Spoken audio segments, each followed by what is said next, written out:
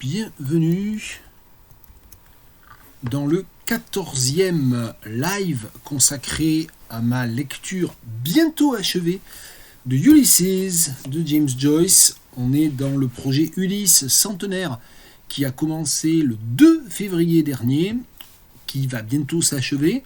Nous sommes le 23 mai, ça fait donc un peu plus de 3 mois, ça fait franchement 3 mois, ça fait 3 mois et demi même, largement, que ce projet a commencé. Alors je dis comme ça quelques formules un peu rituelles de rappel, en attendant que dans le live Twitch, des spectateurs et des spectatrices arrivent, afin que les vidéos qui sont ensuite archivées telles quelles sur YouTube, parce que je n'ai pas le temps de faire du montage, je n'ai déjà pas du tout de temps à consacrer à ce projet en soi autant que je le voudrais. Ça n'a pas été fait sérieusement du tout, mais ça a été fait comme ça, et c'est un peu la trace du projet tel qu'il a été fait. Et voilà, donc c'est un peu l'idée de ne pas commencer ces vidéos par une image muette de moi dans mon bureau. Bonsoir Adelphine, est-ce que le son et l'image fonctionnent ?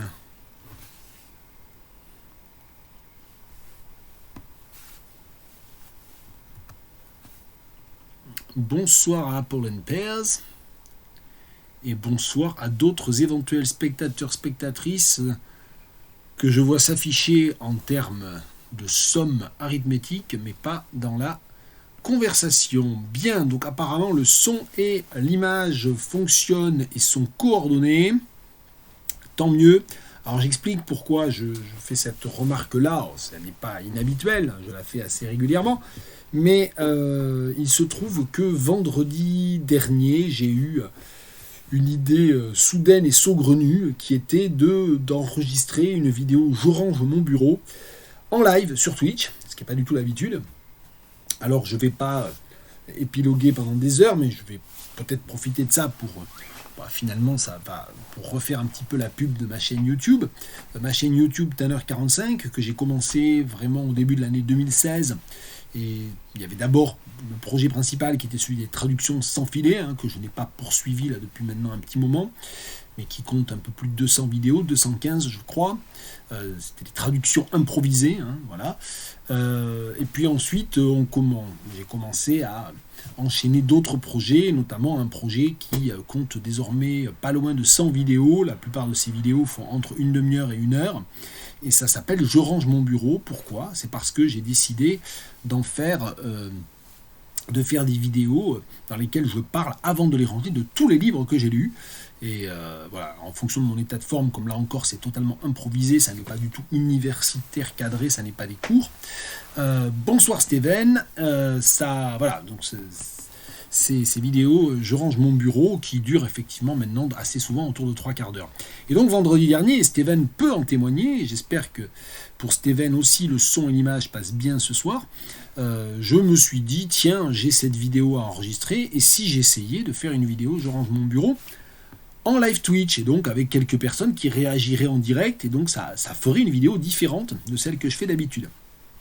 Bingo, il y avait 2-3 personnes qui traînaient un petit peu sur Twitter à ce moment-là, qui m'ont dit ok, on est disponible, et dont Steven, donc, qui est à nouveau là ce soir, et donc j'ai lancé ça, et malheureusement, je pense que c'est parce que j'étais dans une pièce un peu trop éloignée de la livebox, ou plus exactement, parce que il y avait du vent, il y avait eu un peu d'orage la nuit, enfin voilà, le temps avait tourné, et j'ai remarqué que parfois la connexion est un peu instable, malgré la fibre, parce qu'évidemment depuis 5 ans maintenant je crois, je pourrais plus très bien dire, mais 4 ou 5 ans ici nous sommes équipés 2 et reliés à la fibre, et malgré tout voilà, ça n'a pas entièrement tout solutionné, et notamment les problèmes de connexion sont vraiment compliqués. D'accord, écoute, Steven qui nous dit qu'aujourd'hui le son et l'image sont nickel, mais que tu es obligé de gérer avec ta fille qui veut regarder les 101 Dalmatiens. Écoute, c'est nettement mieux quand même d'aller regarder les 101 Dalmatiens, donc tu as mon absolution pour te déconnecter ou pour ne pas suivre ce live ou pour le suivre de manière très distante. En fait, je crois que j'ai jamais vu les 101 Dalmatiens, mais bon, peu importe. Mais c'est les... Voilà, C'est la bonne époque Disney quand même, c'était vraiment pas mal à ce moment-là, il me semble. Bien, voilà. Donc j'explique pourquoi j'étais un peu inquiet des connexions. Donc là, le lundi soir à 18h pour notre rendez-vous quasi systématique et désormais traditionnel autour de Ulysse de James Joyce, Ulysse centenaire. Je suis dans mon bureau, je suis juste à côté de la Livebox et apparemment ça suffit à rendre Twitch performant. Bon, visiblement Twitch est quand même un logiciel, le logiciel ça s'appelle comment, Twitch Studio Beta V0.108.1, voilà, vous saurez tout, c'est le logiciel avec lequel je fais ces lives, c'est le logiciel officiel de Twitch, bien sûr. Ce logiciel, visiblement, est quand même très sensible à la faiblesse ou à l'instabilité des connexions, parce que même ici, ça n'a pas bien fonctionné vendredi dernier. Bon. Donc je n'ai pas fait, pour finir ma petite histoire, je n'ai pas enregistré Je range mon bureau, 88e épisode en live Twitch, je l'ai enregistré à l'ancienne, complètement crevé, à la fin je disais n'importe quoi, avec l'ordinateur et le micro-cravate, et donc ça n'a pas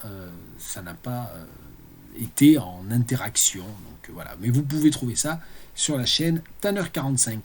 Et donc c'est sur cette chaîne Tanner45 que j'archive les vidéos de ces lives. Donc voilà, nous sommes dans le 14e live et entre-temps, nous avons récupéré à peu près notre demi-douzaine. Oula, qu'est-ce que j'ai fait? J'ai des trucs bizarres. Bon.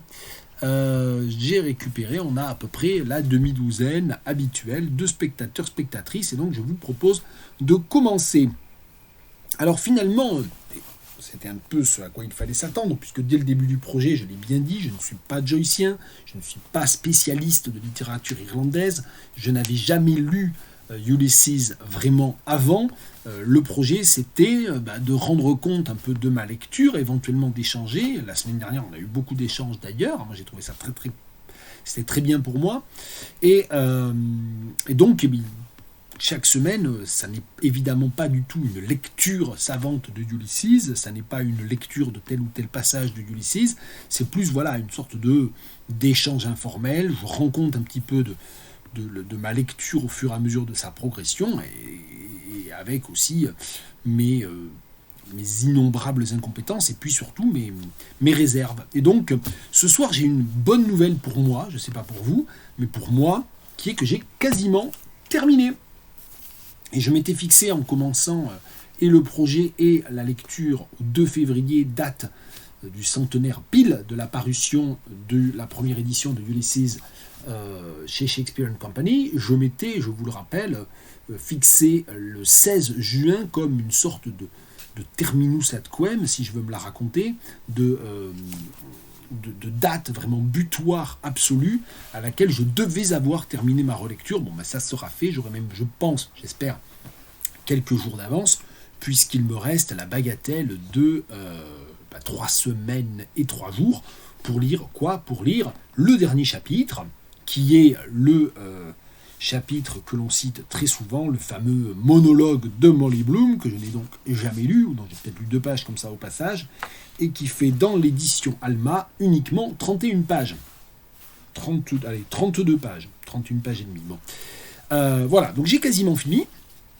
Et donc cette semaine, j'ai quasiment fini donc en lisant depuis lundi dernier les 90 pages des chapitres, alors que je ne dis pas de bêtises, 16 et 17, puisqu'il y a en tout 18 chapitres ou 18 épisodes. La structure d'ailleurs étant, comme je l'ai découvert, parce que je n'avais même pas vraiment feuilleté cette édition avant de me plonger dedans, la structure étant en 3 grandes parties. La première partie est constituée des 3 premiers chapitres, la dernière partie est constituée des 3 derniers chapitres, et donc j'ai attaqué cette 3e partie après notre dernier live, puisque le 15e chapitre, qui est de très loin le plus long, c'est celui dont on a parlé la semaine dernière. Et effectivement, je vais vous parler de ces chapitres 16 et 17. Alors le chapitre 16, qui est, dont je ne sais même pas prononcer le nom et je n'ai pas vérifié, Eumaeus, je ne sais pas comment on dit, Eumaeus. Alors là, je dois avouer, et je n'ai pas eu le temps non plus, là je suis vraiment dans une phase où je me dis, je vais boucler ma lecture. Maintenant, voilà, un peu c'est un peu, ça sent l'écurie, on va dire ça comme ça. Donc je suis content de terminer. Et je vais répondre juste après à vos remarques. Hein. Je lis les commentaires, mais je veux juste je veux suivre mon idée. J'ai pas du tout ouvert le guide to James Joyce's Ulysses de Patrick Hastings, qui est bien pratique quand même pour rapidement se débarrasser d'un certain nombre de questions herméneutiques, on va dire rapides. Donc j'ai pas vérifié comment se disait Eumaeus, je sais même pas comment c'est traduit, j'ai pas non plus du tout regardé la traduction que j'ai. Ah oui, je suis bête, de toute façon, dans la traduction, il n'y a pas les fameux chapitres faisant le lien avec l'Odyssée, donc c'est un peu débile ce que je suis en train de dire. Donc voilà, et je sais absolument pas. Alors là, autant la plupart des autres fois, quand même, Nausicaa, les sirènes, Ithaque, voilà, Ithaque, c'est l'avant-dernier chapitre que j'ai terminé hier et que Delphine va aborder, c'est le cas de le dire. Même avec une connaissance relativement fragile de l'Odyssée, je vois un peu les connexions. Là, Eumée, merci. Je sais absolument pas ce que c'est et je ne visualise absolument pas en quoi ça s'inscrit dans l'Odyssée. Donc voilà, donc j'ai quand même un peu de lecture à faire avant, et peut-être que je vais essayer de faire ça quand même avant d'attaquer le monologue de Molly Bloom, histoire de quand même parce que j'ai lu vite quand même, je les ai lus assez rapidement quand même, ces deux chapitres, 40 et 50 pages respectivement, le 16 et le 17, donc Eumée et Ithaque, je vais y arriver. Donc voilà, je pense que je vais jeter un œil, même plus qu'un œil au livre de Patrick Hastings. Je vais peut-être rejeter un œil aussi au Joyce Project que je n'ai pas du tout ouvert cette semaine. Et donc la semaine dernière, donc, puisqu'on est lundi. Et ça me permettra un petit peu de poser ma lecture, d'essayer de ne pas avoir tout oublié d'ici 3 mois, comme je le crains un petit peu quand même avec Ulysse. Mais c'est encore autre chose. D'accord, ok, donc Eumée, c'est un serviteur ou c'est quelqu'un, c'est ça qui à Ithaque reconnaît Ulysse, le seul avec le Klebs, comme tu le dis. Ok, donc c'est aussi pour vous dire dans quelles circonstances aussi j'aborde un petit peu ce 14e live avec un sentiment de soulagement d'aborder en fait, d'avoir accosté déjà, d'avoir lu tout le long chapitre qui, dans les lettres, etc., de Joyce, est désigné comme Ithaque, mais ça n'est jamais mentionné tel quel dans le corps du texte, dans les éditions imprimées. Je crois que c'est toujours important de le rappeler. Et puis je suis content d'accoster enfin et d'aborder le dernier chapitre, le Purple Patch, le morceau de bravoure, le dernier chapitre qui, lui, s'appelle Pénélope, dans justement ce tableau de correspondance. Bon, donc je vais parler d'un certain nombre de choses par rapport à ces chapitres-là. N'hésitez pas à me donner des éléments aussi. Je sais que Apple and Pears, mais alors il y a toujours des trucs qui s'ouvrent et que je veux pas voir. Ah oui, c'est vrai. Apple and Pears a dit que là c'est Cyclope, donc ça avance quand même, c'est bien. Ça avance pas mal. Parce que le Cyclope, c'est quand même... C'est quand même déjà une bonne partie qui est derrière vous, derrière toi. Je sais plus si on se tutoie ou si on se vous voit, mais enfin voilà. Ah oui, c'est très bien. Le chapitre en Cyclope, il est pas mal. Voilà. Donc oui, on s'accroche, hein, mais alors j'ai toujours cette espèce d'ambiguïté qui est à la fois, j'ai l'impression d'avoir embarqué, c'est le cas de le dire, on est dans l'Odyssée, puis on le sait, Ulysse et ses compagnons, ils ont erré pendant très longtemps, donc nous on n'a pas, donc on se tutoie très bien. Moi je tutoie très facilement, hein, donc faut faire attention, faut éventuellement me calmer. Donc j'ai l'impression d'avoir embarqué un peu tout le monde, on n'est pas très nombreux, mais d'avoir embarqué quelques personnes dans une aventure qui moi-même me frustre à moitié. Alors je suis toujours très content quand Delphine Donc je rappelle qu'elle est ma sœur. Quand Delphine dit qu'elle est très contente parce que sans moi et sans le projet de Shakespeare & Co, elle n'aurait pas lu Ulysses et que ça lui plaît énormément, donc tant mieux. Mais c'est vrai que moi, je crois que sans le projet que j'avais peut-être imprudemment lancé il y a 3 mois et demi, je n'aurais jamais terminé ma lecture de Ulysses. Donc c'est grâce à vous, hein, c'est parce que vous êtes là toutes les semaines et qu'on échange un petit peu et que je suis obligé quand même de poser des choses et de penser à voix haute et de parler de cette lecture, c'est grâce à ça que là, je me suis accroché et que je m'accroche à cette lecture. Donc ouais, le chapitre sur le Cyclope, il est vraiment très bien. Donc voilà, donc il faut continuer. Et puis très honnêtement, voilà, je n'hésite pas à le dire. C'est vrai que dans le très long chapitre de oh, je sais même plus comment il s'appelle, j'ai un trou. Circé, voilà, dans le très long chapitre qui se passe au bordel et qui est une sorte de script, de pièce de théâtre, etc. On en a parlé la semaine dernière. Moi, il y a des didascalies que j'ai lues en diagonale. Il faut pas hésiter à survoler certaines pages. Enfin, c'est parce que c'est aussi peut-être comme ça qu'on arrive à le lire jusqu'au bout, à le lire en entier, si on est comme moi, pas entièrement emballé, ou si on a même des agacements face à ce texte et face à tout ce qu'on a dit la semaine dernière aussi, du côté finalement trop savant, trop construit, trop fabriqué, trop quoi, excessif, emphatique pas emphatique dans le ton, hein, emphatique dans la construction même du livre. Bon, alors cela étant dit, pour pas quand même parler dans le vide pendant des heures, vous m'interrompez dès que vous voulez, mais je vais peut-être, alors j'avais pas toujours un crayon sous la main parce que je griffonne vaguement des trucs en vue du live Twitch parfois. Alors sur le premier chapitre dont je vais parler aujourd'hui, c'est-à-dire le 16 et le 17, donc Eumaeus, et je ne suis pas du tout sûr de ma prononciation. J'ai corné un certain nombre de pages. Alors j'ai corné le haut de la page 447. Et je suis pas absolument sûr. D'ailleurs, la raison pour laquelle je l'ai corné, c'est le haut de la page 447. C'est un échange entre Bloom et Steven qui sont à la... Je sais même pas comment on dit en français, je suis complètement à l'ouest, moi, qui sont au poste de garde, je sais pas comment ça s'appelle. C'est compliqué ce soir. Demain, en plus, je pars à Paris et je vais communiquer demain soir dans un symposium Patrice Nganang à l'école normale supérieure. Je sens que ça va être grandiose encore. The Cabman's Shelter, oui, voilà, c'est c'est comment on dit, cabman. C'est pas le fiacre, enfin je sais pas, bon, bref. L'abri du fiacre, enfin la cabine, je sais pas quoi du fiacre. Donc c'est là que se passe ce chapitre 16. Et donc il y a cet échange entre Steven et Bloom, et donc Steven Oui, alors il y a tout le côté chanson qui, moi, me plaît pas trop, enfin qui me parle pas trop, parce que dans la plupart des cas, je réagis aux commentaires de Delphine sur les chansons de Johnny Weaver, Someone's in the Kitchen of Dynam, tout ça, et c'est vrai qu'il y a énormément de cette influence des chansons. Très honnêtement, je crois que voilà, il y a quelques personnes qui connaissent ces chansons. Il y en a, voilà, le terminus du fiacre, je sais pas comment on livre.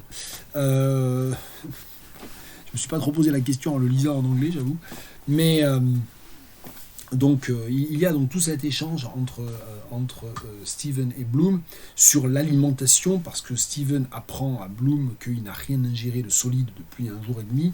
Évidemment, Bloom, c'est le daron par excellence. Donc Steven, c'est le jeune à la fois brillant, le jeune homme à la fois brillant et complètement dissolu, que Bloom sauve d'une altercation qui commençait à quand même sérieusement mal se dérouler ou mal se passer au bordel, et donc il le prend sous son aile, il veut essayer de le ramener, alors il ne sait pas très bien où, finalement il finit par Ithac, c'est chez Bloom, hein, donc Bloom ramène Daedalus chez lui, et entre-temps, évidemment, ils font étape, donc ils font une sorte de long arrêt pour avaler quelque chose dans ce cabman's cabin, donc au terminus des fiacres, comme le suggérait Delphine.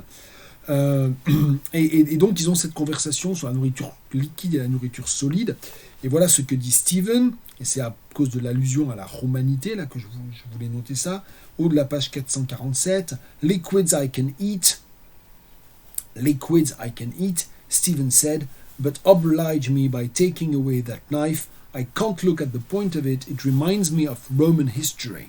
Donc il y a toujours cette espèce de fixation sur l'histoire. On connaît j'avais même pas commenté, je pense, cette très célèbre citation qui est d'ailleurs jamais contextualisée, qui est toujours prise comme une sorte d'aphorisme comme ça, History is a nightmare I'm trying to wake from, de Daedalus au début de Ulysses.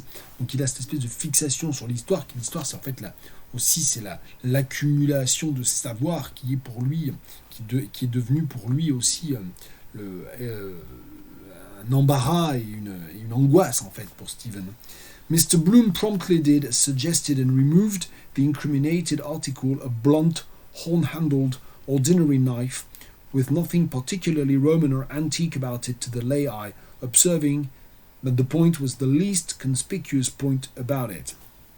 Et donc voilà, Stephen voit dans le couteau, dans son espèce de cuite, il est quand même complètement dégommé, pour le dire vulgairement, il voit dans ce couteau complètement ordinaire, à manche de, c'est même pas un manche de corne, il est à manche de, il est en horn handled, donc il est si, il est en corne justement, c'est pas ce que je raconte moi. J'étais avec un autre matériau dans lequel on fait les manches de couteau et ça me revient pas. Une fois, oh là là, c'est terrible. Ce soir c'est la Bérésina. Donc ils ont cette discussion et donc Stephen hallucine ce couteau et Bloom lui en fait change de sujet ensuite et parle en fait des affabulations des hommes, d'un personnage très haut en couleur, qui prend un certain nombre de pseudonymes différents par le narrateur au fur et à mesure du chapitre, des pseudonymes, des noms, des sobriquets assez drôles d'ailleurs, pour la plupart d'entre eux, c'est assez rigolo. Et là, ici, il est en mutual friend, et donc Bloom s'adresse à Stephen en parlant de cet homme comme du mutual friend, qui est une sorte de marin qui raconte tout un tas d'histoires, tous plus abracadabrantes ou même abracadabrantesques, aurait dit Rimbaud, les unes que les autres. Our mutual friend's stories are like himself, Mr. Bloom, apropos of knives, remarked to his confidante, sotto voce. Do you think they are genuine? He could spin those yarns for hours on end, all night long, and lie like old boots. Look at him. Et j'avoue que là aussi, je m'étais arrêté sur le lie like old boots, avec cette espèce d'expression que j'ai jamais rencontrée, dont j'ai pas vérifié si elle était proverbiale ou si elle est inventée par Stephen. Il ment comme des vieilles chaussures, il ment comme des vieilles godasses, ce que je trouve assez étrange aussi. Je me suis arrêté sur plein de choses, mais tiens, là, à la page 450, je vois qu'il y a le passage dont parlait Delphine, la chanson de Johnny Lava, qui est une déformation délibérée, caricaturale, parodique, de Johnny Lever. The biscuits was as hard as brass, and the beef as salt as Lot's wife's arse. Oh, Johnny Lever, oh. Mais c'était pas ça que moi j'avais noté en cornant cette page 450. J'avais corné le bas de la page avec évidemment tout le rapprochement qui est fait entre... Alors déjà, il y a la guerre des bourgs, la guerre anglo-bourg, qui venait juste de s'achever, qui est présente. Donc il y a ça aussi que je m'étais noté, puis il y a tout le nationalisme irlandais qui est présent sur cette page-là. His advice to every Irishman was stay in the land of your birth and work for Ireland and live for Ireland. Ireland, Parnell said, could not spare a single one of her sons. Ce qui donne lieu à une réaction quand même assez dubitative de la part de Bloom et de Daedalus, en fait. Et effectivement, c'est réexpliqué parce que le Johnny Lava est repris avec évidemment l'histoire des abats, puisque lever c'est aussi le foie, puisque le foie c'est bien sûr toute la question de la théorie des humeurs et de la mélancolie. C'est le foie qui est lié à la couardise, à la yellow livered, et puis c'est aussi bien sûr les abats dont on sait que dès la première phrase du début du chapitre 4, c'est le premier marqueur du personnage Bloom, c'est ce qui va le marquer pour le reste du livre. C'est-à-dire, Bloom, il est défini par ce qu'il mange, et il mange des abats. Donc il y a aussi ce côté évidemment lever, ce jeu de mots sur lever qui est présent ici à la page 450. Et donc, si on continue... Et si on continue... oui, je m'étais aussi noté la page 463. Ça, c'est un petit peu un détail, mais c'est un détail qui m'a amusé par rapport à moi, on va dire. C'est justement toujours pareil, hein, le marin qui raconte un peu sa vie en mer, tout ça, qui raconte plein de choses un peu bizarres, et qui sort des lunettes ou des bésicles, je ne sais pas comment il faut dire, des goggles, une espèce de très vieilles lunettes, très rondes et très épaisses. Euh, et ça donne lieu en fait à une discussion, à une sorte d'anecdote sur ce qu'il lisait quand il était plus jeune et qu'il avait une meilleure vue. Je lis, c'est page 463 dans l'édition Alma. The sailor lugged out from a case he had a pair of greenish goggles, which he very slowly hooked over his nose and both ears. Are you bad in the eyes? The sympathetic personage, like the town clerk, queried. Why? Answered the seafarer with a tartan beard. Donc déjà, il a une barbe tartane. Who seemingly was a bit of a literary cove in his own small way, staring out of sea-green portholes as you might well describe them as, I uses goggles reading. Sand in the Red Sea done that. Donc il explique que il a perdu la vue, ou en tout cas sa vue s'est détériorée parce que à cause du sable de la mer Rouge. I uses, donc il fait une faute de conjugaison, I uses goggles reading, non pas to read. Sand in the Red Sea done that. One time I could read a book in the dark, manner of speaking. Tout est autour aussi des couleurs, autour du sombre, de la vue, de l'opacité. Hein. I could read a book in the dark, c'est la mer rouge. Vous allez voir, le rouge va revenir d'ailleurs. The Arabian Nights Entertainment was my favorite. Et là, il y a une note. Je suppose que c'est The Arabian Nights Entertainment. C'est une version simplifiée, expurgée, je ne sais pas trop, des Mille et une nuits. Je vais vérifier ça, parce que on a des notes autant qu'elles servent à quelque chose. Où est-ce que c'est? A collection of medieval Arabic stories. The collection was published in full, an expurgated English version translated by Sir Richard Burton, 1885 to 1888. Non, alors, mais si, c'est The Thousand and One Nights.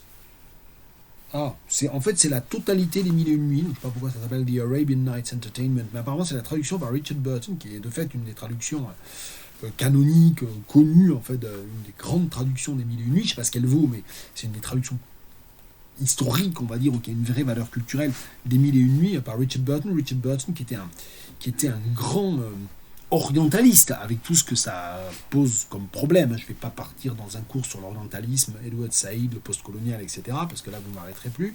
Mais Richard Burton, il a notamment, il a fait partie des personnes qui ont été les premières, ça fait partie des premiers Européens à avoir compilé notamment des textes somaliens, des textes de la poésie pastorale somalienne, qui en fait est une poésie entièrement orale, extrêmement codifiée, transmise de génération en génération par mémorisation. Et donc Burton, il a été au contact de ça, et donc il a beaucoup connu et commencé à transmettre de poésie pastorale somalienne. Bon, bref, c'était une parenthèse. Donc ces fameux Arabian Nights Entertainment, c'est les Mille et une nuits. Voilà, c'est pas, mais je pensais que c'était peut-être une sorte de version simplifiée ou expurgée, pas du tout. Et surtout, et c'est là qu'on en vient, The Arabian Nights Entertainment was my favorite, and Red as a Rose is She. Alors c'est amusant parce que Red as a Rose is She, c'est un roman de 1870 de quelqu'un qui s'appelle Rhoda Broughton, qui était une romancière victoriano-édouardienne, on va dire. Est-ce que je réussis à faire ça? Oui, voilà.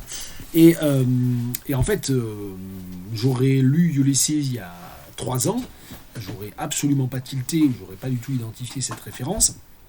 Je suis capable de l'identifier parce qu'il y a 2 ans, en fait, en cherchant un petit peu autour d'une romancière victorienne très très chouette, en fait, que j'ai découvert presque par hasard et dont j'ai lu plusieurs livres, qui s'appellent Mary Elizabeth Braddon, mais généralement on dit Elizabeth Braddon. allez, je mets son nom. J'ai essayé de chercher d'autres livres, et puis je suis tombé sur ce livre-là, Red as a Rose is She, qui a été un grand succès en son temps. Et donc c'était en 2020 que j'ai regardé ça, je crois que c'était juste avant le confinement d'ailleurs, juste avant que la Covid-19 nous tombe dessus. Et je m'étais dit, tiens, c'est rigolo, c'est le 150aire, le sesquicentennial, on dit en anglais, et je vais jeter un œil à ça, puis je vais commencer à le traduire. Et j'avais commencé à traduire sur mon blog les premiers chapitres, enfin vraiment les premières pages. J'ai pas tenu longtemps, j'ai vraiment traduit quelques pages seulement de Red as a Rose is She, et puis j'ai arrêté après. Et c'est amusant parce que j'ai commencé à le traduire avec comme projet justement de le traduire sans l'avoir lu, ce que normalement on ne fait pas bien sûr. Et donc j'ai juste commencé à traduire le début, et c'est amusant ensuite de voir que le marin là, dans ce chapitre 16, il présente ce roman comme voilà, à côté des Mille et une nuits, comme ses deux livres favoris, avec d'ailleurs une structure stylistique qui est une hyperbate. D'accord, Braddon est au centre de tes recherches, ça ne m'étonne pas totalement, Delphine, et c'est effectivement une écrivaine complètement méconnue, je sais pas, elle était méconnue de moi, donc c'est un peu présomptueux de dire du coup qu'elle est méconnue. Ce qui est sûr, c'est qu'en France, elle est quand même très sous... elle est très peu connue, je pense que voilà, comme romancière, si on s'intéresse juste déjà aux romancières anglaises contemporaines, d'elle, bon voilà, George Eliot est quand même assez bien repéré dans le paysage. Les sœurs Brontë, bon c'est un petit peu plus tôt, mais voilà, maintenant elles sont vraiment considérées comme des grands classiques à part entière, y compris en France. Je n'ai pas l'impression que Braddon soit très présente, elle est certainement connue des spécialistes, elle est certainement lue par les étudiés, elle va faire certainement l'objet de conférences, de communication, d'articles, etc. pour les spécialistes de littérature victorienne, mais j'ai pas l'impression que ça irradie beaucoup autour. C'est assez curieux, j'avais eu l'occasion d'ailleurs quand j'avais découvert Braddon il y a 4 ou 5 ans, que j'en avais lu plusieurs dans la foulée, de discuter avec Corinne François Denève, qui avait, je crois, travaillé aussi sur Braddon à un moment donné, et qui donc connaissait. Et ce qui est amusant d'ailleurs avec Braddon, et dans une moindre mesure avec Rhoda Broughton, parce qu'il faudrait vérifier, mais je crois que Rhoda Broughton, elle a publié jusqu'à la Première Guerre mondiale, voire un petit peu après. C'est quelqu'un qui est, que l'on peut encore classer, qui est vraiment à cheval sur le 19e et le 20e, ce qui n'est pas le cas de Braddon. Et ce qui est intéressant, c'est que ces deux romancières ont pour particularité d'avoir la plupart de leurs romans qui ont été traduits en français presque simultanément. Quand on regarde dans les archives, quand on fait de la recherche bibliographique fine, ça n'est pas toujours facile à trouver, mais on se rend compte que quasiment tous les romans de Braddon ont été traduits l'année suivant leur parution en anglais en France. Voilà, donc c'était vraiment des romancières à succès en France. C'était vraiment lu en France. Alors c'est l'essor c'est les débuts d'une forme de publication un peu industrielle de romans, c'est-à-dire qu'il y a un vrai lectorat pour les romans, donc du coup on a besoin de matériaux, donc ça peut expliquer ça aussi, mais c'est quand même intéressant la manière dont c'était une romancière très très connue en France, très connue je sais pas, mais très lue, en tout cas suffisamment connue pour que tous ces livres soient traduits au fur et à mesure, et comment elle est ensuite complètement tombée en dehors des radars ou tombée dans l'oubli en France. Bon. Donc là je parlais de Braddon. Rhoda Broughton n'a jamais été aussi connu, je pense, en France en termes de réception que Braddon. Et donc ici, Red as a Rose is She, et je pense que Joyce il s'amuse et qu'il fait exprès de mettre sur le même plan dans la bouche du marin deux textes dont l'un est un classique évident de la littérature et l'autre pas du tout. Et je pense que là, malheureusement pour Broughton, le Red as a Rose is She est là un petit peu pour faire contrepoint, c'est-à-dire il met sur le même plan, je sais pas, oui, l'Odyssée d'Homère et Marc Lévy, il met sur le même plan je sais pas, je pense que Rhoda Broughton ici elle joue un peu un rôle d'Anna Gavalda, quoi, un peu, donc vraiment de littérature de Xème zone. Et oui, et moi j'ai pas lu les romans de policiers étiquetés ou étiquetables comme policiers de Braddon, mais je me doute que c'est très intéressant aussi. Bon, je ne voulais pas parler de Braddon et de Broughton pendant des heures, on essaie de parler de Ulysses quand même, vous allez voir que malheureusement de proche en proche on va encore avoir beaucoup d'intertextes. Je continue dans ma lecture. Alors, ensuite, j'ai pas noté grand-chose dans la suite de Eumaeus, je sais pas comment on dit, Eumée en français. On enchaîne sur les 50 pages du chapitre Ithaque. Alors là, je suis désolé parce que je crois que personne ici l'a encore lu, et donc Delphine va bientôt s'y attaquer. Alors la particularité d'Ithaque, c'est que ça se passe évidemment une fois que Bloom et Daedalus sont revenus, sont arrivés chez Bloom, et où Bloom, là encore, essaie de faire un petit peu manger Daedalus pour le décuiter en quelque sorte. Et tout le chapitre se présente sous forme de questions, et de questions qui sont presque comme des questions, je veux dire presque comme des problèmes de, je sais pas, de géométrie ou d'algèbre ou de logique, ou etc. Et qui parfois vont un petit peu vers le questionnaire, ce qui m'a fait penser moi à un des écrivains qui compte énormément pour moi, et qui est Robert Pinget. Bon, on y reviendra ou on n'y reviendra pas, peu importe. D'ailleurs, j'ai commencé cette vidéo au début en parlant de la chaîne Tanner 45. Si vous voulez aller voir dans les playlists de mes vidéos, il y a un projet que j'avais commencé en 2000, alors je vais pas dire de bêtises, 18 du coup, je crois, que j'ai interrompu un petit peu moins d'un an après, mais j'ai quand même fait la moitié du projet. Le projet, c'était de relire tout Pinget dans l'ordre de parution des livres, et de faire à chaque fois une vidéo vraiment monographique sur chacun des livres. Donc j'en ai fait quand même la moitié. Je ne suis pas allé jusqu'au bout, mais bon, voilà, c'est quand même quelque chose que j'ai fait, donc je suis assez content. En plus, ces vidéos, elles sont quand même assez créatives. J'ai essayé de faire un peu de montage, tout ça, ce qui n'est pas le cas d'habitude. Donc voilà. Et j'ai pensé à ça. Pourquoi ? Parce que le côté question fait penser à un des grands livres de Pinget qui s'appelle L'Inquisitoire. Et donc là, c'est au bas de la page 497 que j'ai eu cette impression-là. C'est Describe the alterations effected in the disposition of the articles of furniture. Donc il y a ensuite s'ensuit une description extrêmement minutieuse et vraiment oiseuse en fait du mobilier et des caractéristiques d'usure du mobilier, et qui se termine par Two chairs had been moved from right and left to the Ingleside of the Ingleside to the position originally occupied by the blue and white checker inlaid majolica topped table. S'ensuit là, describe them. Et moi, ce describe them, c'est pour montrer que je ne mens pas, je l'ai entouré. Donc c'est où je l'ai entouré, là, voilà. C'est là, je ne sais pas ce que je fais, si j'arrive à le faire. Et vous voyez, j'ai écrit Pinget à côté. Bon, c'est un peu une obsession chez moi, mais c'est vraiment quelque chose qui m'a fait penser à l'inquisitoire de Pinget. Bon. Alors l'autre moitié de Pinget, ça ne va pas être cette année, parce que vu mon année 2022, tout ce qui se met partout dans tous les sens, j'ai des colloques partout, et puis j'ai rempilé pour 2 ans à la tête du département d'anglais, donc ça ne sera pas pour à Tours, donc ça ne sera pas pour 2022 non plus, la suite du projet Pinget, mais peut-être que ça viendra un jour, hein, ils sont là, je ne les ai pas rangés, et puisqu'ils sont là d'ailleurs, je pourrais presque même, où est-ce qu'il est ? Je pourrais vous montrer, je l'ai même sous la main, c'était pas prévu, et je vous montre à la fois la tronche avec Pinget à l'époque de l'inquisitoire, il avait 42 ans, c'est ça, puisqu'il est né en 1919 et c'est paru en 62, et ça, il avait 43 ans. Et c'est une photo de Pierre Bernard, voilà. Donc, c'est dans la collection 10-18, hein, c'était la reprise en poche de l'Inquisitoire, voilà, le grand format de chez Minuit. Et ça, c'est mon vieux l'Inquisitoire qui a beaucoup souffert, je l'ai beaucoup lu, beaucoup feuilleté, beaucoup repris. Et donc voilà, et donc je crois que l'Inquisitoire, ça va être une des toutes dernières vidéos que j'ai faites dans le projet Pinget. Et je me suis ensuite arrêté à quelqu'un, parce que j'ai lu quelqu'un, j'ai pris plein de notes, puis j'ai pas fait la vidéo tout de suite, et ça a été terminé. Et chez moi, c'est toujours un peu compliqué, ce genre de moment. Bien, j'ai l'impression que tous les spectateurs s'en vont les uns après les autres, comme c'est étonnant. Voilà, donc je reviens au début du chapitre Ithaque. Et donc pour dire que le principe structurant, formel, comme toujours, il y a souvent dans les 18 différents chapitres de Ulysses, un choix formel, soit c'est un script, soit c'est les titres de presse, soit c'est les fameux 32 pastiches des bœufs du soleil. Voilà, oui, j'y ai pensé, effectivement, c'est la leçon de Ionesco. Au fur et à mesure, on ajoute des chaises, au fur et à mesure, les spectateurs s'en vont.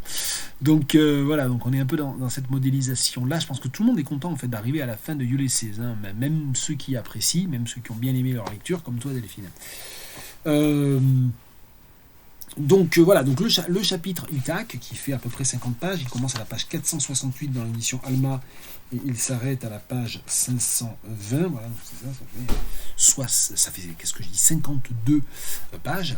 Ce chapitre-là, donc il est constitué de questions extrêmement objectives, comme je le disais, parce que science expérimentale, hein, qui pose des questions auxquelles un narrateur, une voix un peu non identifiable, apparemment neutre, omnisciente peut-être, répond « Was there one point on which their views were equal and negative? The influence of gaslight or electric light on the growth of adjoining para-heliotropic trees ?» Voilà, par exemple, voilà. Donc ça c'est un référence. Oui, c'est dans les... Ah oui, c'est dans les chaises, oui. Oui, je sais pas, moi je pensais aux chaises et du coup tu as parlé de la leçon, je sais pas pourquoi, et je suis parti dans une autre direction. Alors parmi les choses que j'ai quasiment abandonnées en cours de lecture, c'est aussi pour ça que j'ai réussi à lire ces 90 pages en une semaine tout en lisant plein d'autres choses, en faisant plein d'autres choses. Il y a une porte qui claque dans la maison, ça m'agace, je reviens.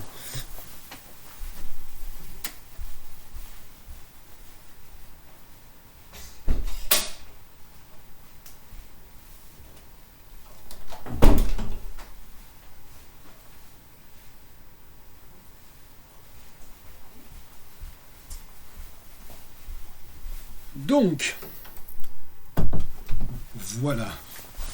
Ah, la porte est fermée correctement. Donc elle va arrêter de battre. Je ne sais pas si vous entendiez ou pas, mais moi j'entendais et ça m'agaçait.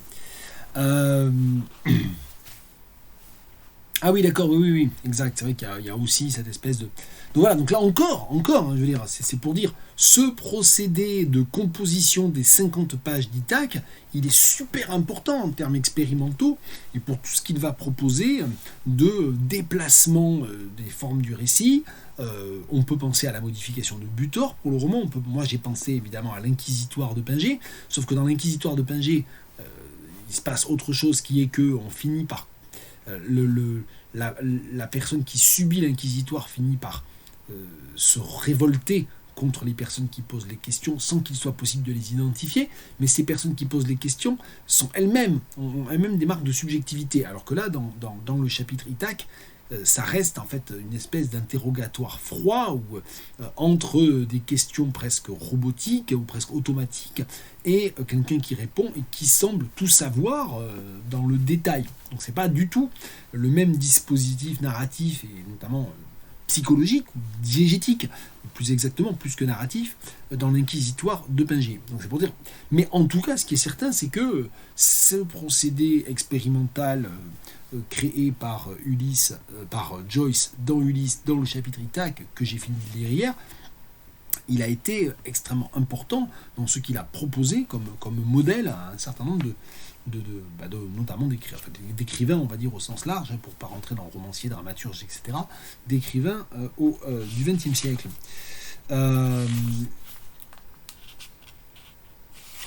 Donc là, il y a tout le passage sur les anagrammes, je passe. Oui, à un moment donné, tiens, j'ai pensé, mais Astergirl n'est pas parmi nous ce soir parce que je crois qu'elle fait passer le bac toute la journée à... je sais plus où, sur les bords de Loire, comment ça s'appelle, à Marmoutier, voilà, ça c'est vraiment pour les Tourangeaux. Donc, mais j'ai pensé en fait à Carpentaria. Pourquoi ? Parce qu'il y a un personnage dans Carpentaria d'Alexis Wright, ça fait partie des innombrables raisons pour lesquelles j'ai pas le temps de vraiment travailler sur Joyce ou sur Ulysses, c'est que j'ai 150 fers au feu simultanément, et notamment depuis l'été dernier, je travaille beaucoup dans le cadre du programme d'agrégation sur Carpentaria d'Alexis Wright, qui est un roman que je vous recommande très chaudement, très chaleureusement, mais c'est pareil, il faut avoir un petit moment devant soi, parce que c'est long et c'est complexe quand même, hein, comme lecture, ce n'est pas facile. Et j'ai pensé en fait à Carpentaria à la page 483 de Ulysses, hein, de l'édition Alma, parce que il est question en fait de Molly Bloom. Alors ça fait partie des choses qui m'ont un peu gêné, je le dis entre parenthèses, c'est que la misogynie, c'est la misogynie de Bloom lui-même, hein, et notamment il décrit vraiment son épouse comme une idiote, et c'est pas la première fois d'ailleurs. Le fait qu'on a toujours, enfin justement, ces espèces de points de vue très masculins, qui réduisent en fait beaucoup les femmes aussi à leur corps, donc il y a un côté très objectifiant, et ça traverse tout. Alors évidemment, là, je suis arrivé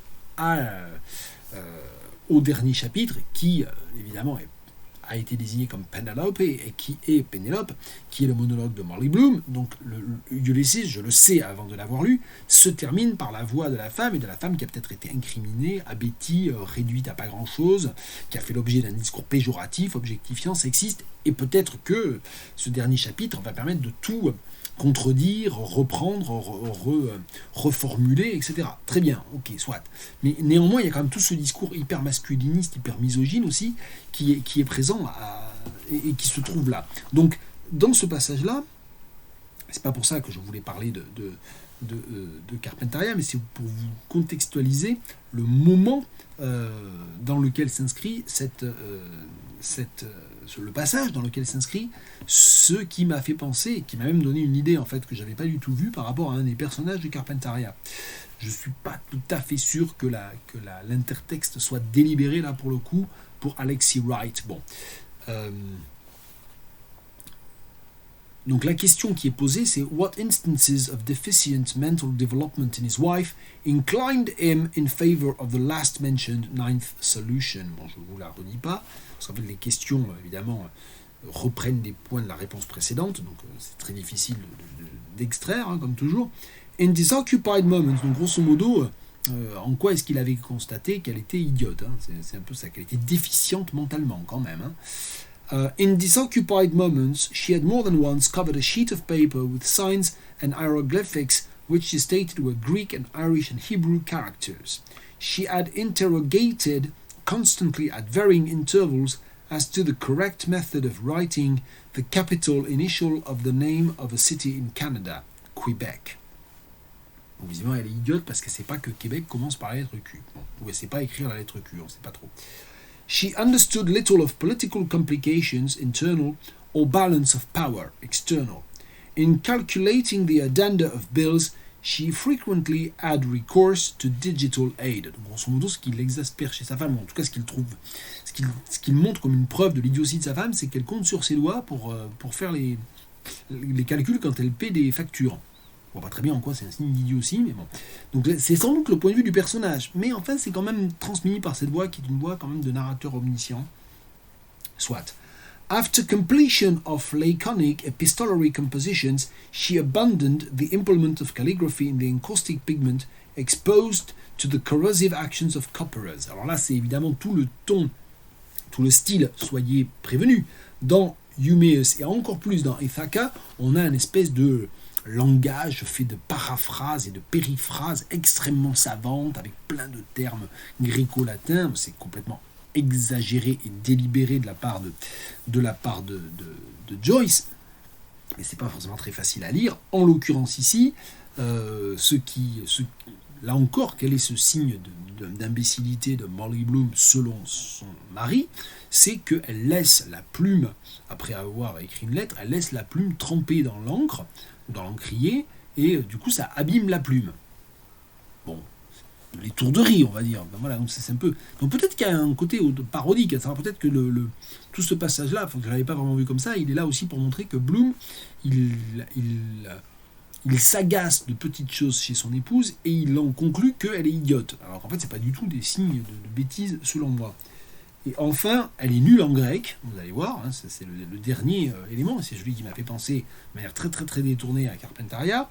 Elle est nulle en grec. Unusual polysyllables of foreign origin, she interpreted phonetically or by false analogy or by both. Et là, on retrouve le fait que quand elle entend un mot compliqué en grec, elle s'imagine qu'elle le redécoupe avec des mots qu'elle reconnaît qui sont des mots anglais. On retrouve notre fameuse métempsychose. La boucle est bouclée, puisque c'est le premier dialogue presque le seul, entre Bloom et sa femme, quand elle lui demande, je crois, le sens de métempsychose, et qu'il lui explique ce que c'est, et qu'elle est un peu confuse par rapport à ça.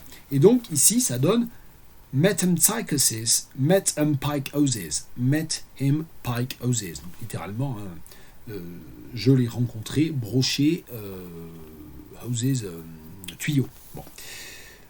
Alias, et donc l'autre mot sur lequel elle bute, c'est alias, un alias, un pseudonyme. A mendacious person mentioned in sacred scripture. Et donc, elle croit que le mot alias, c'est le même mot, ou elle croit que c'est le nom d'une personne, d'un menteur, d'un sale menteur, a mendacious person, une personne mensongère, je ne sais pas comment on dirait, une personne qui ment, mentioned in sacred scripture, et dont il est question dans la Bible. Et c'est Elias, évidemment. Donc là, c'est Elias et Elias. Bon, ça marche en français d'ailleurs, on a plutôt de la chance. J'avais éteint la lumière en allant fermer la porte, je la rallume parce que je commence à rien y voir, donc je suis comme le marin du chapitre précédent, j'ai dû me bousiller les yeux avec le sable de la mer Rouge, mais j'y vois plus que dalle. Et donc là, j'aurais bien aimé avoir retrouvé la traduction de ce truc, parce que je me demande comment ils se sont sortis de cette métempsychose et de cette et de ce alias Elias. Alors voilà, je suis tombé juste après, ça c'est pas mal. Est-ce que je vais y arriver? Ça c'est le passage où il y a tous les Moïse. Bon, il y a plein de trucs complètement hallucinants. Ah voilà. Des polysyllabes, je vous cite la fameuse traduction Morel Gilbert, Larabo Joyce. J'ai réussi à dire les 4 noms sans hésiter quasiment, c'est impressionnant, au bout de 3 mois et demi, ça y est. Je vous lis page 608 dans mon vieux livre de poche, acheté 1 € chez Emmaüs il n'y a pas longtemps. Des polysyllabes d'origine étrangère peu usitées étaient interprétées par elle phonétiquement ou par fausse analogie, ou les deux à la fois. Métempsychose, métempsychose, ils ont effectivement trouvé des mots qui sont pas loin. Alias, un personnage adonné au mensonge, mentionné dans l'écriture sainte. On voit d'ailleurs que la première traduction, là, parmi les innombrables chantiers que j'ai à peine effleurés dans ce live Twitch, on n'a pas parlé de... Enfin si, Delphine y a fait une allusion d'ailleurs par rapport à Pinger. Que vont devenir les live Twitch une fois que j'aurai fini de lire Ulysse? Parce que je compte absolument pas lire des quantités de textes sur Ulysse ou relire tel et tel passage. Je compte pas passer des années à parler d'Ulysse dans des live Twitch. Donc peut-être qu'on continuera des live Twitch sur d'autres sujets, je ne sais pas. Mais en tout cas, ce qui est certain, c'est que même quand j'aurai fait le dernier live Twitch pour parler, peut-être le prochain d'ailleurs, on ne sait pas, de lundi prochain, pour parler de ma lecture du dernier chapitre, donc le monologue de Molly Bloom, Pénélope, qu'est-ce qui nous restera? Peut-être que je referai encore 2-3 live Twitch en prenant tel ou tel extrait de la traduction, peut-être que je regarderai de plus près la traduction, mais ce qui est certain, c'est qu'à chaque fois que j'ai ouvert cette traduction pour vérifier quelque chose, c'est cette traduction des années 20, des années 1920, quasi contemporaine du texte anglais, de l'édition anglaise, c'est vraiment, ça appartient à une école de traduction qui est une école extrêmement proche en fait, qui n'évite aucun problème, qui essaie vraiment de rendre compte de toutes les complexités du texte. Et donc là on voit les jeux de mots, et les jeux de mots évidemment sont conservés, ils sont en tout cas transposés, mais ici même là le mendacious person, c'est vrai qu'on pourrait par simplification dire un menteur dans la Bible. Non, ils ont essayé de rendre compte de la tournure, et c'est d'ailleurs c'est normal de le faire, parce que c'est, au lieu de dire a liar, qui serait le mot courant, ce chapitre Ithaque ne cesse d'utiliser des tournures latines, gréco-latines, savantes, des périphrases aussi, au lieu de dire a liar, a mendacious person. Donc ça veut dire que c'est évidemment un impératif de traduction aussi, donc c'est important de le faire. Et donc trouve une personne, un personnage adonné au mensonge. Bon, donc voilà, donc il y a ce côté-là aussi qui est présent ici. Donc ce qui moi m'a fait penser ici, m'a fait dire live Twitch, m'a fait dire, j'étais en train de lire les commentaires en même temps. Vous allez entendre à un moment donné les neurones faire clac, faire un claquage de neurones en direct sur Twitch. Je lis vos commentaires, c'est pas bien de jouer les pouces au crime, hein. Vous êtes 4, vous êtes encore trop nombreuses visiblement, trop nombreux. D'ailleurs je signale que Jacques ne pouvait pas être là ce soir, il m'avait prévenu, et que lui il est encore englué un peu dans les bœufs du soleil, mais je crois qu'il devrait s'en sortir, parce que ça Bon, peu importe, c'est autre chose. J'ai lu vos propositions et j'y réponds après. Après tout, ça faisait partie des choses que je pouvais dire. Je finis quand même d'expliquer pourquoi ce passage-là m'a fait penser à Carpentaria, parce que dans Carpentaria, il y a un personnage très intéressant, qui est un personnage qui arrive de la mer, qui est recraché par la mer, et qui s'appelle Elias Smith.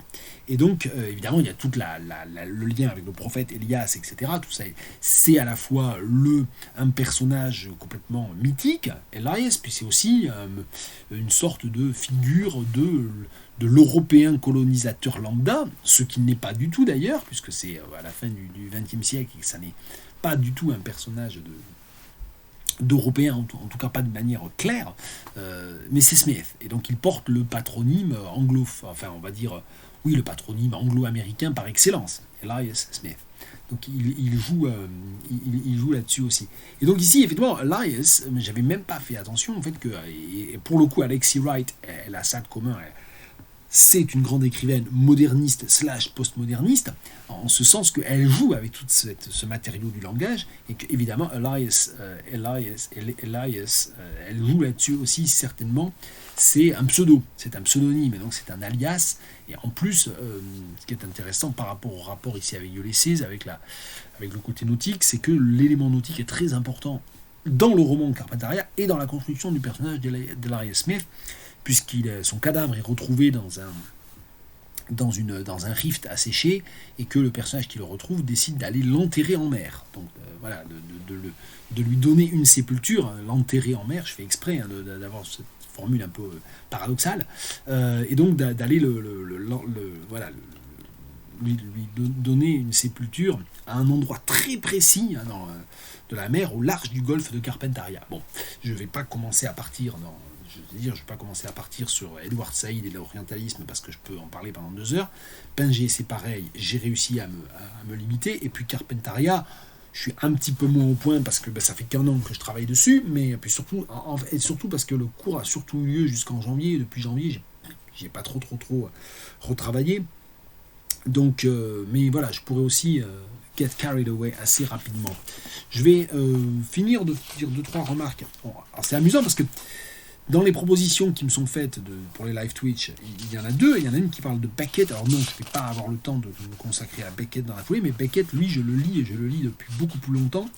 Et c'est amusant parce qu'il y a un passage de ce chapitre où j'ai noté Beckett. J'ai noté Pinget, puis j'ai noté Beckett. C'est normal, Pinget et Beckett, ils étaient extrêmement amis. Ils ont même écrit ensemble. Beckett a traduit une pièce de Pinget, La Manivelle. Ça se trouve, l'édition Minuit, elle propose le texte de Pinget et le texte anglais de Beckett en regard l'un de l'autre. Entre autres, donc ils étaient vraiment amis. Pinget était plus jeune. Et c'est amusant parce que je crois que Beckett a joué pour Pinget un peu le rôle que Joyce a joué pour Beckett. C'est-à-dire, il y a cette espèce de côté... Beckett avait 20 ans de moins que Joyce, et Pinget avait 13 ans de moins, donc c'était un peu plus proche quand même. Mais il y a eu un côté comme ça, des sortes de grands frères, un peu trop jeunes pour être un père, mais une sorte de grand frère spirituel, de grand frère expérimental, et avec un petit peu d'anxiety of influence aussi. Alors je m'étais noté, je le dis au passage, puisque je vous ai parlé de la guerre des bourgs tout à l'heure, ça fait partie des choses qui pourraient m'intéresser si à un moment donné, mais j'ai pris aucune note au fur et à mesure des live Twitch, mais ça fait partie des choses qui pourraient m'intéresser si je veux vraiment essayer de me dire, bon, j'ai lu Ulysses, ok, j'ai rempli mon contrat, j'ai fait mon live Twitch en X live sur 4 mois, bon, ok, tout va bien, c'est fait.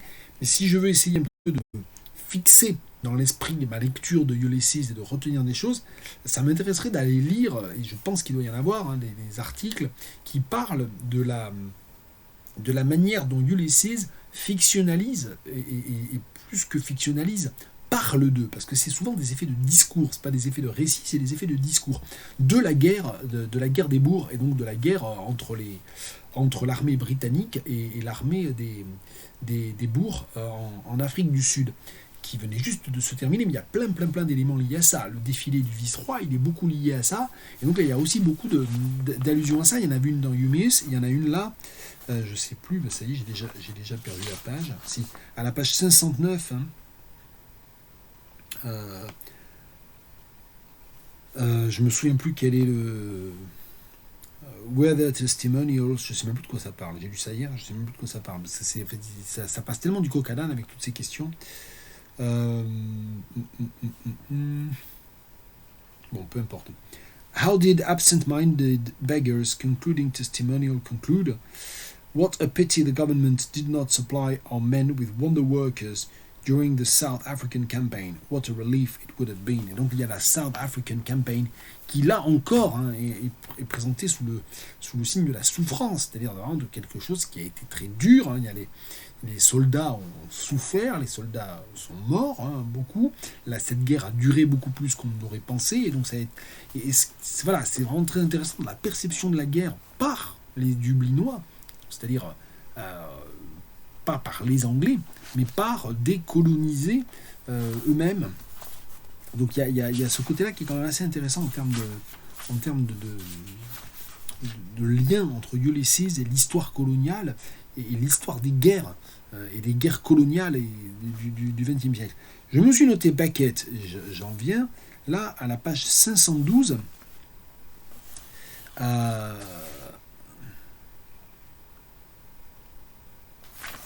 Ouais, en haut de la page 512, ça m'a vraiment fait penser à là, pour le coup, je pense que Beckett, il a été influencé par Joyce dans l'utilisation d'un langage pseudo-administratif, pseudo-scientifique.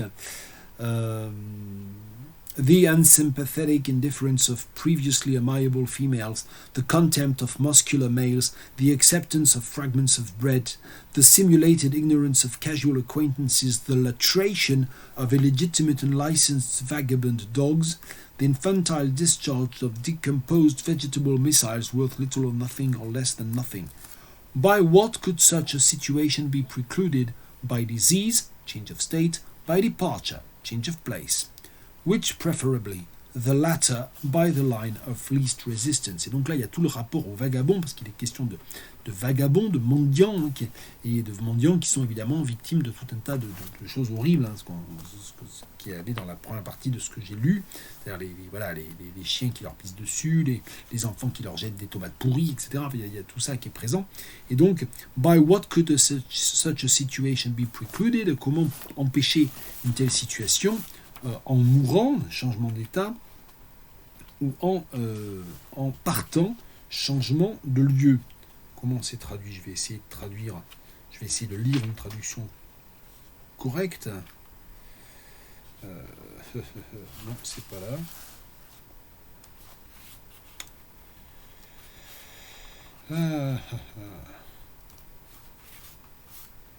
Je vais peut-être arrêter de parler de tout ça quand même, parce que là je suis en train de parler trop longtemps.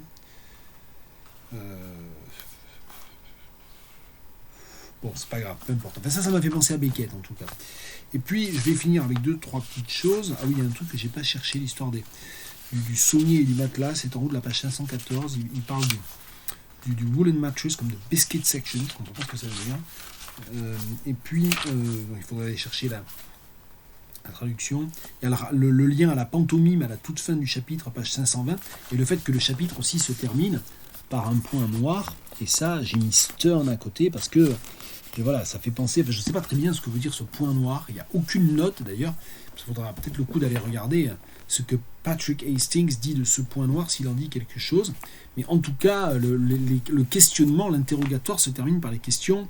Whom weary, he rests, he has traveled. With, donc avec qui a-t-il voyagé? Donc ça se termine par le repos. C'est le repos du voyageur. Donc on est bien sûr là, pour le coup, quand on le sait, dans la réécriture d'Ulysse. Ulysse se repose enfin une fois arrivé à Ithaque. With, et donc là, ça commence par Sinbad le marin, Sinbad the sailor, et puis ça continue avec toute une énumération complètement farcesque, tirée en fait en partie d'une pantomime qui a vraiment existé et dont s'est inspiré Joyce. Sinbad the sailor, and Tinbad the tailor, and Jinbad the jailer, and Winbad the whaler, and Ninbad the nailer, and Finbad the failor. Enfin, j'arrête. When going to dog bed, there was a square round Sinbad the sailor's rocks Hawk's Egg. Et donc là, il y a la référence au Hawk's Egg, qui est, je pense, une référence à Ford Madox Ford. Et enfin, dernière question, where? Un point noir. Et je ne sais pas ce que veut dire ce point noir, ce point qui est rempli. Donc, est-ce que c'est un rocher? Est-ce que c'est un signe de mort? Est-ce que c'est... Voilà, je ne sais pas. J'ai pas compris ce where suivi par un gros point noir qui clôt le chapitre, qui est une sorte de point final, c'est le point final de Bloom, puisque Bloom et Steven, c'est la fin de Bloom et Steven, c'est le dernier chapitre qui leur est consacré, par cette voix extrêmement extérieure et omnisciente aussi. Donc il y a tout ce côté-là aussi qui est présent. Donc voilà, donc là aussi ça va valoir le coup quand même d'aller regarder un peu ce qui se passe. Dans la traduction d'ailleurs, je me demandais comment avait été traduit c'est Sinbad le marin, je ne sais pas comment ils ont fait parce que il n'y a pas tellement de mots, parce qu'en anglais c'est vraiment des mots. Whaler c'est le baleinier, nailer, quailer, hailer c'est celui qui salue, railer, qu'est-ce qu'il y a, bon il y en a 2-3 qui veulent rien dire quand même. Failer c'est celui qui échoue. Jailer, c'est le maton, enfin, c'est le gardien de prison, donc ça fonctionne. Et là, je pense que dans la traduction, ils ont eu un petit peu Sinbad le marin, et Tinbad le tarin, et Jinbad le jarin, bon, jarin ça veut rien dire, hein. Winbad le warin, et Ninbad le narin, et Finbad le farin, et Binbad le barin, et Pinbad le parrain. Ouais, bon, ils ont fait n'importe quoi, ils ont juste repris les noms, et ils ont juste gardé voilà, les paronymes, c'est-à-dire marin, parrain, narin, tarin, jarin.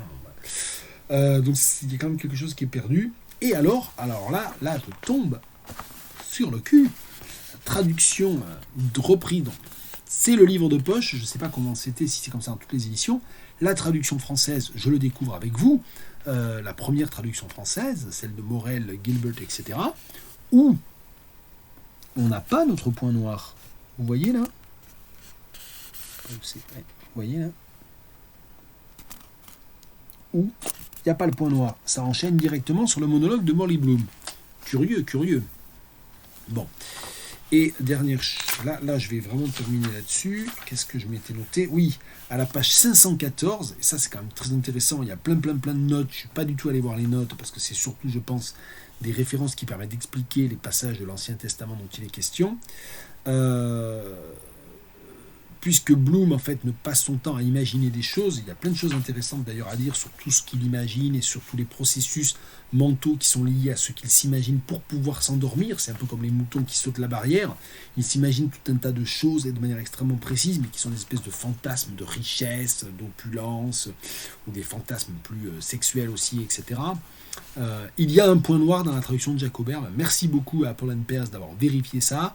Donc là, il n'y est pas dans cette traduction-là, ce qui est un peu curieux. Mais il faudrait vérifier s'il est dans toutes les éditions anglaises aussi, parce qu'il y a ça aussi, hein, anglaise, américaine, etc. Édition du texte anglais. Il faudrait vérifier ça aussi.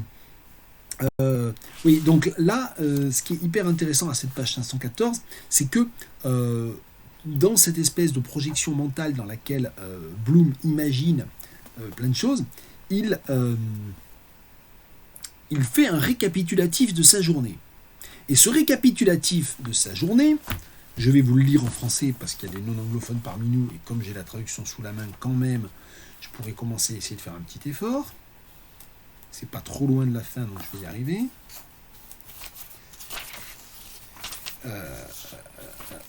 Voilà. Traduction de Morel et Gilbert, ce qui m'évitera de lire l'anglais. Quelles causes successives de fatigues accumulées appréhendées avant de se lever, Bloom, avant de se lever, récapitula-t-il silencieusement.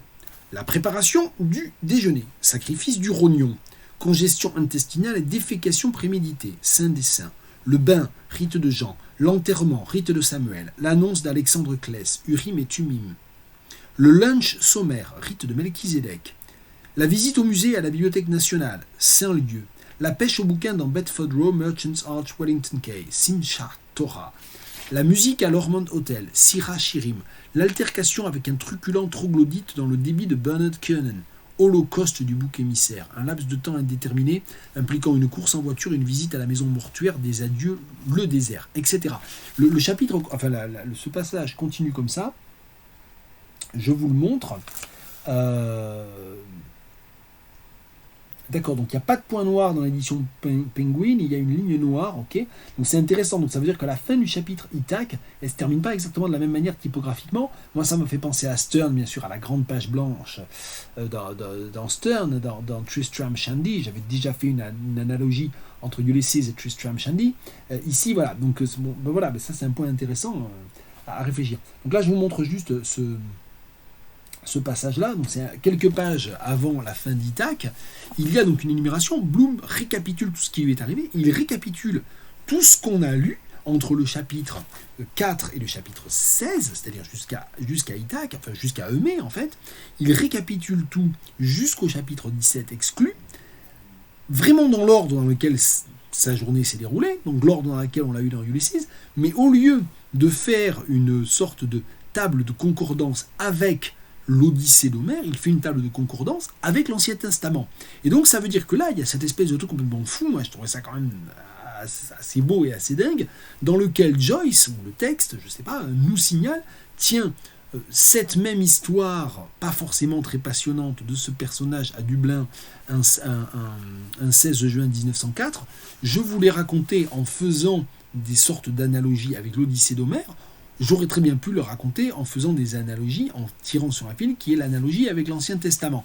Et donc là, on a une demi-page qui nous propose une autre structuration intertextuelle par rapport à un autre très grand classique littéraire ou culturel, qui est non plus l'Odyssée d'Homère, mais l'Ancien Testament.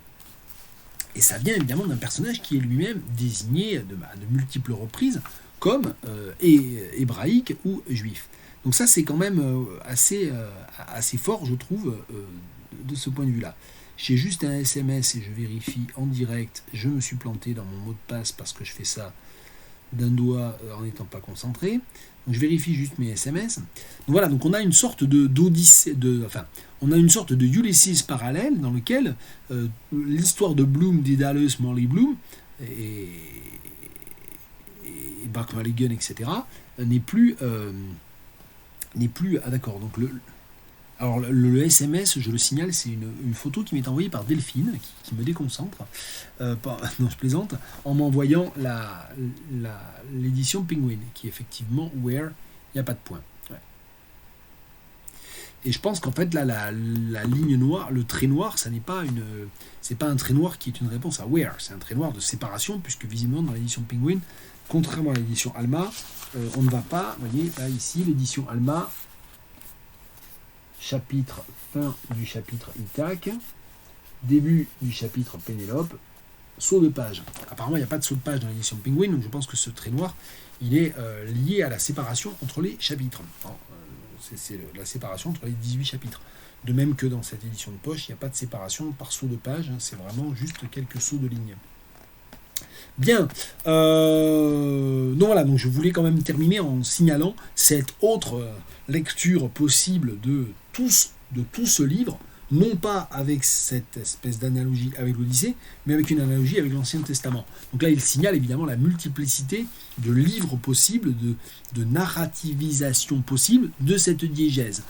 Il y a tous les événements narratifs qui composent Ulysses, et puis il y a toutes les concordance ou narrativisation que l'on peut en faire.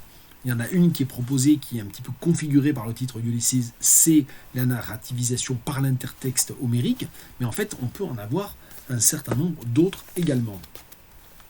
Voilà. Donc j'ai terminé de parler de ce que j'avais à dire au moins pour cette semaine de Eumaeus et de Ithaca, je ne sais même pas comment on dit en anglais, si on dit thought, Ithaca, whatever, no idea. Donc j'ai pas vérifié la prononciation, comme vous en apercevez. Je voulais quand même juste dire 2-3 mots par rapport à, puisqu'on approche de la fin, puisque j'approche moi de la fin de Ulysses, il y a finalement plusieurs pistes. Et je pense que quand même, je penche vers la première, vous allez voir. C'est-à-dire qu'on conserve ce rendez-vous du lundi à 18h jusqu'au mois de juillet. Je ne sais pas à quel moment ça s'arrêtera en juillet, mais on le conserve jusqu'en juillet, plus ou moins. Et on continue à parler de Ulysses. Même si moi j'ai terminé, c'est pas grave. Vous êtes un certain nombre à suivre ce live Twitch et à ne pas avoir terminé. Donc on peut tout à fait envisager de continuer à en parler. Mais là, ça veut dire qu'il faudra que vous posiez quand même des questions, vous nous offriez des pistes, où vous me disiez, tiens, à telle page, à tel endroit, telle et telle chose, et qu'on en parle comme ça, ou que voilà, je réagisse. Ça, c'est une possibilité, histoire de prolonger. Puis moi, comme ça, je continuerai un petit peu à réfléchir à Ulysses. Ça me permettra, comme je l'ai dit à plusieurs reprises dans le live d'aujourd'hui, de le faire un peu pénétrer en moi, que ça risque pas d'être à peu près oublié d'ici 2 ou 3 ans, comme je le crains un petit peu sinon, comme je l'ai Je l'ai lu longtemps, longuement, mais en m'arrêtant, en m'interrompant, et puis parfois en le lisant très rapidement, juste voilà, le dimanche, en vue du live Twitch, comme les mauvais élèves. Donc il y a cette première hypothèse-là, puis la possibilité, parce que c'est vrai que moi le live Twitch, ça m'a bien plu, c'est de continuer à faire des live Twitch, mais sur un autre sujet. Alors faire des live Twitch pour je range mon bureau, en m'assurant simplement d'être avec une bonne connexion, et là il y a évidemment deux propositions qui m'ont été faites. Donc il y a la première, c'est déjà jusqu'en juillet, on continue gentiment autour de Ulysse. Bon, c'est la proposition qui me tente le plus en fonction aussi de mon agenda jusqu'en juillet qui est assez monstrueux. Donc voilà, on continue simplement sur Ulysse, on ne change pas de cap tout de suite, on continue sur Ulysse. Il y a une deuxième possibilité, et elles ne sont pas forcément mutuellement exclusives, c'est que l'année prochaine, je remplace ce créneau par un moment où je range mon bureau. Mais je l'ai fait en live Twitch, avec un peu d'interaction, avec quelques personnes qui suivent, et donc ça va forcément faire des je range mon bureau un peu différents. Ça, c'est une possibilité. Il y a une autre possibilité encore, c'est d'écouter un peu ce que vous me dites, continuer avec Beckett, mais là je suis pas très partant pour l'instant, j'ai pas tellement envie J'ai beaucoup lu Beckett à certains moments de ma vie, j'ai même écrit pas mal sur Beckett, pas du tout dans mon contexte professionnel, mais vraiment pour moi sur mon blog autour des années 2005-2010. Bon, là j'ai pas tellement envie de me replonger dans Beckett, j'adorerais d'un certain point de vue, mais là actuellement c'est pas trop la priorité. Donc voilà, je suis désolé, mais c'est pas trop l'idée dans l'immédiat, peut-être que dans un futur plus lointain, pourquoi pas. Et puis Delphine a proposé je ne sais plus comment c'était formulé parce que ça a déjà disparu de l'arborescence, mais de parler de littérature africaine. Ben, j'adorerais faire ça.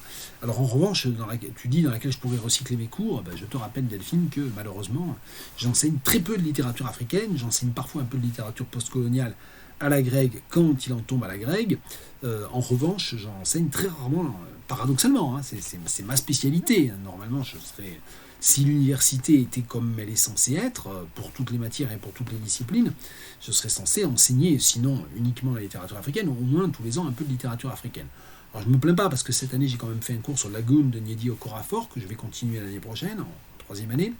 Puis l'année prochaine, je vais aussi faire un cours au deuxième semestre en master, dans lequel il y aura un peu de littérature postcoloniale, et pas réellement africaine, et aussi encore un autre cours de deuxième année dans lequel je monte un cours sur quelque chose dont je ne suis pas spécialiste du tout, mais sur des autrices, sur la littérature antillaise. C'est un cours comparatif anglophone, hispanophone, bon, peu importe. Donc oui, je peux aussi faire des live Twitch dans lesquels je parle de livres que j'utilise pour mes cours. Mais peu importe, c'est pas très grave ça. On peut faire des live Twitch avec des œuvres imposées aussi. On pourrait penser à ça. Si je fais des live Twitch non, Carpentaria, j'ai pas envie de faire des live Twitch sur Carpentaria. Désolé, hein, mais voilà, il y a mes cours, voilà, ils sont enregistrés en plus sur Carpentaria. J'ai pas envie de faire des live Twitch sur Carpentaria. En fait, les live Twitch, j'ai pas envie vraiment de les faire par rapport au boulot. En fait, voilà, il y a les cours, puis il y a les live Twitch, c'est autre chose.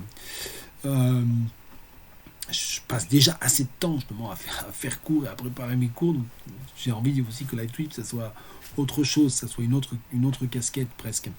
Mais on peut tout à fait envisager des live Twitch de littérature africaine dans lesquels on se fixe, je sais pas, j'indique un bouquin, je sais pas, et puis je dis, on est à la mi-septembre, et je dis tiens, le live Twitch du 15 octobre, il sera sur tel livre. Et puis il y a ceux qui ont le temps d'y jeter un œil, voir qu'ils le connaissent déjà, qui se rafraîchissent la mémoire, voir ceux qui l'ont jamais lu mais qui se disent c'est l'occasion de le lire. Et puis voilà, on fait un live Twitch sur ce livre-là. Pourquoi pas, hein, ça peut être une possibilité. Puis je peux aussi faire des live Twitch de littérature africaine dans lesquels je parle d'un livre que personne n'a lu, mais j'en parle et ça fait ça peut donner envie de le lire d'ailleurs, voilà. Donc ça fait plein de pistes en fait, on va dire pour l'année prochaine, pour l'année universitaire / scolaire prochaine, c'est-à-dire pour les live Twitch à partir de septembre prochain, ça fait pas mal de pistes, mais comme on n'est pas très nombreux ce soir, c'est bien d'avoir déjà un petit peu déblayé le terrain, d'en avoir parlé, d'avoir vu ce que vous me proposiez, mais bon, j'aurai l'occasion d'en reparler lors de prochains live Twitch, théoriquement sur Ulysse, et puis aussi voilà, de faire des petits sondages sur Facebook, sur Twitter, pour voir ce qui intéresserait le plus les personnes qui éventuellement suivent ces Twitch. Voilà.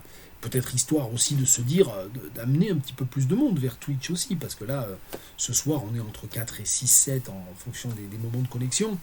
Il y a eu des moments où on était un peu plus nombreux, mais enfin, on a rarement été plus de 10-12 dans ces live Twitch sur Ulysse, et c'est bien normal d'ailleurs. Peut-être qu'il y a des sujets qui permettraient de faire en sorte que plus de personnes suivent ces Twitch aussi. Voilà pour ce soir. Je ne vais pas pouvoir rester beaucoup plus longtemps parce que je cale ces Twitch entre des allers-retours en voiture pour des raisons familiales. Donc je vais bientôt devoir m'absenter. Merci beaucoup. Merci beaucoup aux participants de ce soir, Steven,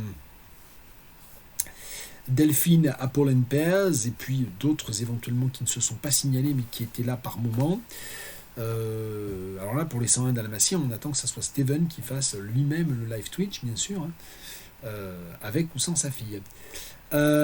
Voilà, je termine là pour ce 14e live Twitch dans lequel on a essayé de parler d'un certain nombre de choses un petit peu comme ça au fur et à mesure de vos remarques, dont je vous remercie beaucoup, et aussi à partir de fragments, de passages des chapitres 16 et 17, antépénultième et avant-dernier de Ulysses, les chapitres également désignés comme Eumée et Ithaque, Euméus et Ithaca par Joyce lui-même. Merci à tout le monde et bonne semaine, et normalement on se retrouve lundi prochain à la même heure, sauf contre ordre. C'est possible parce que mon agenda n'arrête pas de bouger pour la semaine prochaine, mais jusqu'à présent, voilà, en tout cas j'ai pas de raison de penser que ça ne sera pas possible. Voilà, bonne soirée à toutes et à toutes et tous, et à bientôt.